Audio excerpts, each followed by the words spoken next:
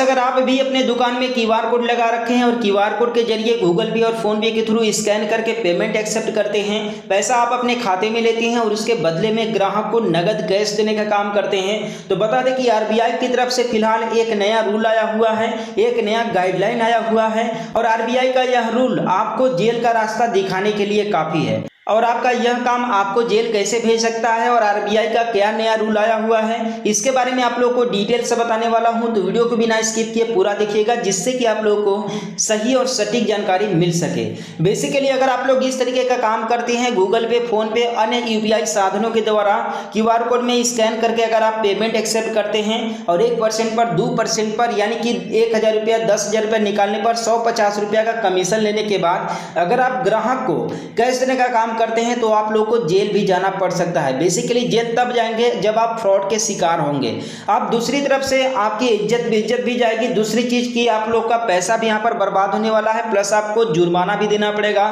सजा भी काटना पड़ेगा। तो आप फ्रॉड के शिकार होने से बचे और आरबीआई के इस गाइडलाइन को फॉलो करें। बेसिकली यहाँ पर बता दें कि आइकन इंडिया की तरफ से एक नया अपडेट आया हुआ है, आप यहाँ पर देख सकते हैं, साइड में यहाँ पर लिखा हुआ है, फ्रॉड से बचें, कृपया अपने क्यूआर कोड पर अनजान व्यक्ति से पेमेंट लेकर नगद राशि देने की गलती ना करें। आरबीआई कहता है जानकार बनिए, सावधान रहिए। तो यहाँ पर बेसिकली बता दें कि क्यूआर कोड को ही टारगेट किया जा रहा है, क्योंकि आप लोगों ने एक चीज नोटिस किया होगा कि आप लोग के सेंटर पर बहुत सारे ऐसे भाई लोग आते हैं जो कि आप लोग को ये बोलते हैं कि भैया मैं पर फंस चुका हूं, मैं आपके क्यूआर कोड पर पेमेंट मंगा रहा हूं और आप उसके बदले में कुछ पैसे काट करके मुझे बाकी का पैसा दे दीजिएगा। इस तरीके से आप लोगों के सेंटर पर कहीं ना कहीं जरूर 2-4 ग्राहक देखने के लिए मिलते होंगे। तो बता दें कि देखिए, मान लीजिए जो ग्राहक आप लोगों से पेमेंट मंगाते हैं आप लोगों के अकाउंट पर, आप लोगों की क्यूआर कोड पर, अगर वो बंदे आप लोगों के जान परिचय के हैं या आसपास के हैं तब तो ठीक है, लेकिन अगर कोई अनजान व्यक्ति आपके सेंटर पर आकर के गूगल पे, फोन पे के थ्रू स्कैन करवा करके आपकी क्यूआर कोड पर अगर पेमेंट डलवाता है कहीं से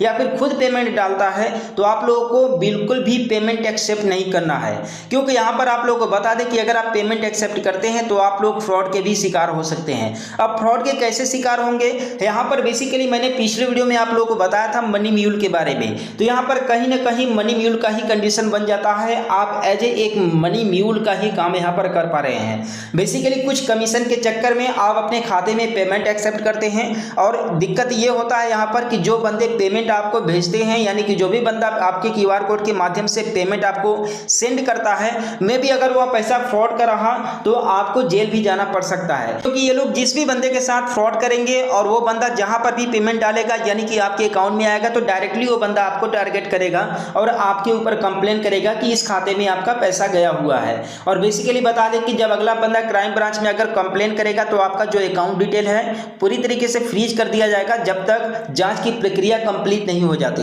तो ऐसे केस में किसी भी अनजान व्यक्ति से आप लोग अपने खाते में पेमेंट एक्सेप्ट बिल्कुल ना करें। और खास तौर से बता दें कि जब तक आपके आसपास के क्षेत्र में जो कोई जान परिचय वाला बंदा हो वही अगर आपके खाते में पेमेंट मंगाए तभी पेमेंट को एक्सेप्ट करें, नहीं तो आप पहले ही मना कर दीजिए। और दूसरी चीज कि बाहर यानी कि दुकान पर बाहर कहीं ना ऐसे जो है कि क्यूआर कोड आप लोग को नहीं लटकाना है। और अगर कोई भी पेमेंट अगर डलवाता है तो आप लोग उससे क्लियर कर लीजिए कि हाँ कौन है, कैसा पेमेंट डलवा रहा है, तभी आप लोग अपने खाते में पेमेंट डलवाएं, अदरवाइज आप लोग खाते में पेमेंट न डलवाएं। और बता दें कि आजकल जो फ्रॉड करने वाले बंदे हैं इतने ज़्यादा चालाक हो गए हैं कि वो डायरेक्टली अपने अकाउंट में पैसे नहीं लेते हैं, वो लोग किसी भी थर्ड पार्टी दुकानदार के अकाउंट में ही पेमेंट ट्रांसफर करवाते हैं, जिसके बाद जिस बंदे के साथ फ्रॉड होता है वो किसी भी तरह का कुछ भी नहीं कर पाता है यहाँ पर। ठीक है, तो आप लोग अगर किस तरीके का काम करते हैं, गूगल पे, फोन पे, अन्य यूपीआई साधनों के द्वारा पेमेंट एक्सेप्ट करने का काम करते हैं अपने क्यूआर कोड के जरिए, तो आप लोग बिल्कुल भी क्यूआर के जरिए पेमेंट को एक्सेप्ट ना करें। तो आरबीआई की तरफ से नया रूल आप लोगों को कैसा लगा आप लोग मुझे कमेंट करके जरूर बताइएगा। और हम लोग मिलते हैं फिर किसी नेक्स्ट वीडियो में एक नए अपडेट के साथ।